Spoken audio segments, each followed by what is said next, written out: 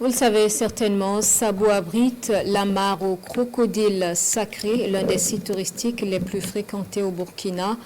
La mare existe depuis des siècles et compte plus de 300 crocodiles selon les responsables. Toute l'histoire de ce site et l'influence des visiteurs dans ce reportage que nous propose Konsoul Koulibaly et Sékou Zongo. De loin, l'on croirait à un barrage à usage agricole. Mais non, cette étendue d'eau au cœur de Sabou est spéciale pour la localité. C'est la mare aux crocodiles sacrés, un site touristique classé patrimoine national. Nous allons donc découvrir les crocodiles sacrés dans leur biotope.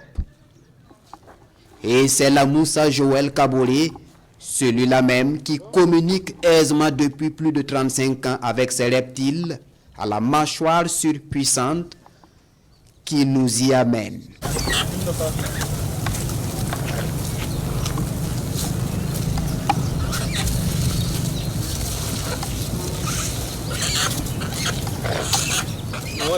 Poulet en main, notre guide invite les crocodiles à sortir pour satisfaire notre curiosité.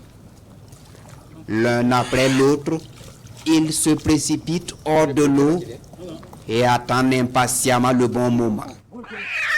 Le bon moment, c'est celui-là.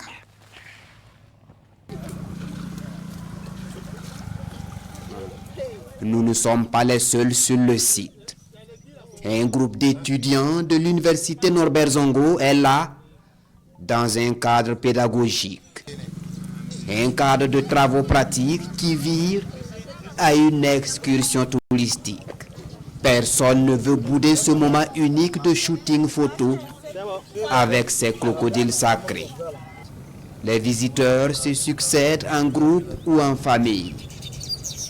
La mare aux crocodiles sacrés de Sabou est une véritable attraction touristique dans la région de Nando et son histoire intimement liée à celle de la commune. Le crocodile est le totem des populations de Sabou. Il a sauvé un de nos ancêtres. Donc à cause de ça, ils sont sacrés, ils ne font pas de mal. Ça a été un chasseur. En cours de chasse, il avait eu sauf et c'est le crocodile qui l'a sauvé.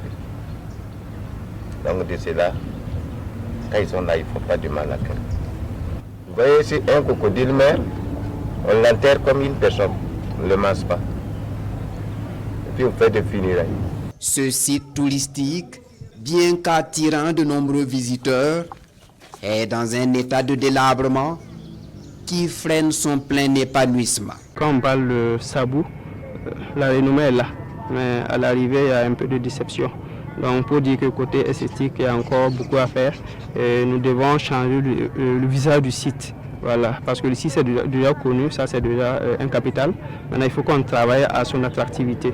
Donc il y a lieu qu'on pense à un plan plus ambitieux, voilà, qui va changer carrément le visage du site, tout en préservant son écologie. Le site a vraiment besoin d'être valorisé. Il a également besoin d'avoir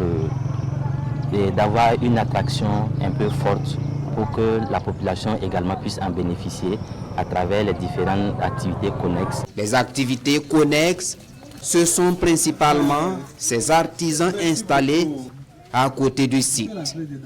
Ils proposent également une gamme variée de produits de l'artisanat pour ainsi contribuer à la fréquentation de la mare aux crocodiles sacrés de Sabou. Nous avons des œuvres réellement qui présentent vraiment le crocodile, en commençant par des porte-clés, par vraiment des statuettes en crocodile, ou un peu ce que nous faisons, c'est vraiment de l'artisanat africain ou typique burkina.